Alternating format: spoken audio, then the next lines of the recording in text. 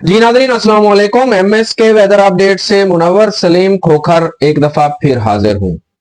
आज 12 दिसंबर है और सन है 2024। आज मैं एक डिफरेंट टॉपिक को लेके आपकी खिदमत में हाजिर हुआ हूँ, जिसका काफी अरसे से किसान भाइयों को खास तौर पर इंतजार था। वो टॉपिक बड़ा अहम है। अभी फिलहाल जो रिसर्च मैं इस पर पेश करने जा रहा हूँ वो उसको आप जुज़वी तौर पर काउंट कीजिएगा। मजीद उसमें फाइनल तरीन, इसको फाइनल भी आप काउंट कर सकते हैं, और फाइनल तरीन रिजल्ट्स के लिए आपको जनवरी के एंड तक का इंतजार करना होगा। इंशाअल्लाह जनवरी के एंड में इस पर रिसर्च मजीद डालूंगा मैं। टॉपिक यह है कि 2025 कैसा रहेगा गर्मियों के हवाले से, या 2024-25 कैसा रहेगा किसान भाइयों के हवाले से, मौसम में गर्मी या टेम्परेचर के हवाले से। पहले मैं आपको बता दूं कि कई माह पहले से ही अपडेट दी थी मैंने कि लानिना फाल है, लानिना स्ट्रांग है, और लानिना स्ट्रांग होने जा रहा है इन सर्दियों में 2024 की।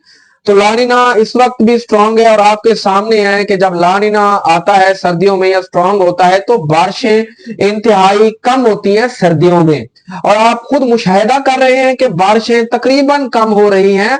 मुल्कगीर सिलसिला कोई भी अभी तक फिलहाल आज 12 दिसंबर हो चुका है नहीं आया। दूसरे नंबर पर बात यह होती है कि लानिना में से सर्दी जो है महदूद हो जाती है। महदूद का मतलब ये नहीं कि सर्दी जो है वो कम पड़ेगी, सर्दी पड़ेगी, ज्यादा पड़ सकती है, लेकिन इंतहाई महदूद वक्त के लिए। और आपके सामने है कि सर्दी जो है वो बड़ी लेट शुरू हुई है और महदूद हद तक पड़ रही है, लेकिन ज्यादा है। अब उम्मीद यह है कि दिसंबर के आखिर में मुल्क पाकिस्तान को कोई अच्छा सिस्टम आउटपुट दे बारिशों का, मगर इसके भी 70 से 80% इम्कानात हैं। इसकी वजह यह है कि लानिना इस वक्त भी मुस्तहकम है, और इसकी आज 12 दिसंबर की जो रीडिंग है वो है -1.007।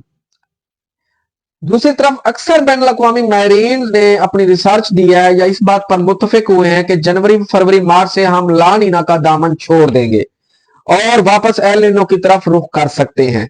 इसके अलावा माहरीन के मुताबिक जनवरी फरवरी मार्च में मामूल से ज्यादा बारिशें पाकिस्तान में देखने को मिल सकती हैं, और बिल्कुल एन इसी दौरान जनवरी फरवरी मार्च में एनसो की रीडिंग -0.6 तक पहुंच के फिर बैक होना शुरू होगी, यानी -0.6 से -0.1 तक जाएगी, और इसके इम्कान भी हैं।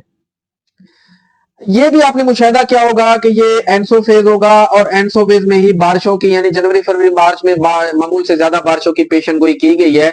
लेकिन पिछले जो तजर्बात है उनको सामने रखकर अगर मुशाहिदा किया जाए तो जब एनसो फेज होता है तो अक्सर पेशन गोयां 70 से 80% तक गलत साबित होती हैं और हो भी चुकी हैं। अब आ जाते हैं पैसिफिक ओशियन की तरफ।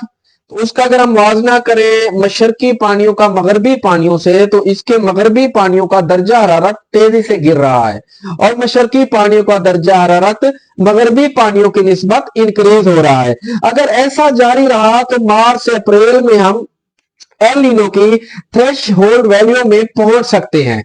क्रॉस तो नहीं करेंगे, लेकिन इसकी थ्रेश होल्ड वैल्यू में हम पहुंच जाएंगे। मजीद जब मुख्तलिफ ममालिक के माहरीन ने इस पर रिसर्च किया है तो मार्च में हमारी एनसो की जो रीडिंग है वो ना नफी में ना जमा में, बल्कि 0.0 यानी कि प्योर न्यूट्रल शेप में जा सकती है, और ये हम पाकिस्तान के रहने वाले किसान भाइयों के लिए थोड़ी सी खतरे की अलामत है। और जब अप्रैल में इस पर रिसर्च की गई तो ज्यादातर माहरीन ये कहते हैं, और मेरा भी एक्सपीरियंस यही कहता है कि ये 0.1 पॉजिटिव में जाने का इम्कान है, और 0.1 पॉजिटिव में जाने का मतलब ये बनता है कि हम इखलाकी तौर पर ला नीना से नहीं बल्कि एल नीना की थ्रेश होल्ड वैल्यू के अंदर पहुंच चुके हैं। अगर ऐसा हो जाता है तो सन 2025 का साल तकरीबन आधा 2024 के गर्मियों की तरह गुजरने के इम्कान है। उबालने वाली गर्मी पड़ सकती है, फसलों को नुकसान पहुंच सकता है, और यह किसानों के लिए काफी परेशान कुन होगा। अब इसमें थोड़ा सा मैंने और भी अपनी एक जाती सोच या रिसर्च के मुताबिक कंक्लूड किया है कि समुद्री पानी या समुंदर या पानी और जमीन, इनके टेम्परेचर में कमी या बेशी का जो वक्त है वो फर्क है काफी। जमीन बहुत जल्द ठंडी होती है, बहुत जल्द गर्म होती है। जो पानी है या समुद्री पानी, क्योंकि वो मिनरल्स पर, नमकियात पर मुश्तमिल है, तो वो बड़ा लेट, बड़ा स्लो गर्म होता है और बड़ा स्लो ठंडा होना शुरू होता है।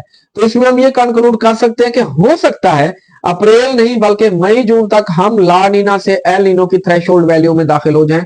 जिस तरह अभी बताया कि अप्रैल में 0.1 एल नीनो में जा सकते हैं, पॉजिटिव जो उसकी नफसियाती रीडिंग्स हैं थ्रेशोल्ड की या न्यूट्रल की, एल नीनो की, उसमें हम जा सकते हैं। तो मे भी हो सकता है मई जून में हम जा पहुंचे। अगर ऐसा होता है कि हम मई जून में जा पहुंचते हैं तो कुछ ना कुछ हद तक किसानों को रिलीफ मिल सकता है। बहरहाल आज 12 दिसंबर है, अभी जो अपडेट थी वो मैंने पहुंचाई, काफी वक्त रहता है। जनवरी की एंड में मेरा मूड है कि मजीद जो लेटेस्ट तरीन अपडेट्स होंगी, रीडिंग्स मेरे पास आई होंगी, तो उस पर मजीद रिसर्च करके मैं आप तक अपडेट दूंगा। उसमें मजीद एक्यूरेसी आ जाएगी 2025 के मौसम की, कि 2025 में मौसम की क्या सूरत हाल रहेगी। ये मेरी तरफ से थोड़ी सी अपडेट थी। मजीद आप कोई भी अपडेट लेना चाहते हैं सोशल मीडिया के किसी भी प्लेटफॉर्म, यूट्यूब हो गया, व्हाट्सएप हो गया, टिकटॉक हो गया, फेसबुक हो गया, जहां पर भी MSK वेदर अपडेट्स लिखेंगे वहां पर आपको हमारी आईडी मिल जाएगी, जहां पर आपको अपडेट्स मिलती रहेंगी। एक रिक्वेस्ट थी मेरी, टिकटॉक हो गया, यूट्यूब हो गया, इसकी जो है वीडियोस रिकमेंडेशन पर या फॉर यू पर नहीं जा रही। मैं रोजाना मेहनत कर रहा हूं, लेकिन 200, 600, 800 मेंबर्स तक मेरी वीडियोस जाती हैं। लिंक बेशक 28 ग्रुप है, यानी 28,000 मेंबर्स हैं, उन तक जाता है, लेकिन 500, 400 इसको ओपन करते हैं। जितने भी मेंबर्स ओपन करते हैं, आपसे रिक्वेस्ट है कि इसको रीपोस्ट क्या करें, इसको शेयर क्या करें, टिकटॉक पर इसको लाजमी रिपोस्ट क्या करें और यूट्यूब पर इसको लाजमी शेयर क्या करें। दूसरी बात यह कि टिकटॉक पर फॉर यू जाने के लिए मुझे नहीं पता क्या तरीकाकार होता है, इस हवाले से मुझे लाजमी गाइड करें। मेरी USA की टिकटॉक की आईडी है। मेरी तरफ से लानिना एलिना पर थोड़ी सी अपडेट आप तक पहुंचा दी गई है। मजीद किसी भी अपडेट के लिए आप मुझे इनबॉक्स या कमेंट सेक्शन में पूछ सकते हैं। बहुत शुक्रिया आपका। पाक आर्मी जिंदाबाद, ISI जिंदाबाद, MI जिंदाबाद, पाकिस्तान पाइंदाबाद। अल्लाह हाफिज।